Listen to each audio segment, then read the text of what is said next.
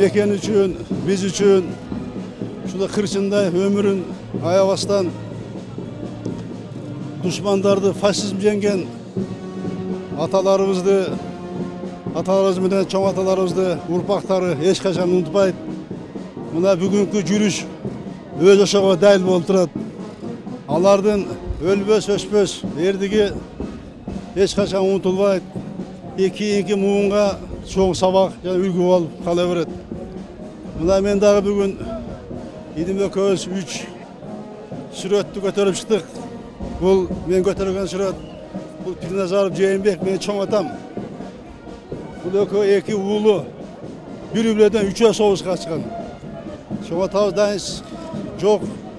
Эки уулу соғыштан жарадар болуп келген. Алды Кызыл Ту ордени менен сыйланган, медалдар менен сыйланышкан. Ана менен бүгүн бул улуу майрам. Ушул күнү жалпы кыргызстандыктарды улуу жеңиш менен куттуктайм. Я поздравляю всех соотечественников с этой великой победой. Никто не забыт, ничто не забыто. Мы низко поклоняемся нашим героям, которые победили фашизм, отдали свою жизнь ради этой мирной жизни. Еще раз с праздником, дорогие соотечественники.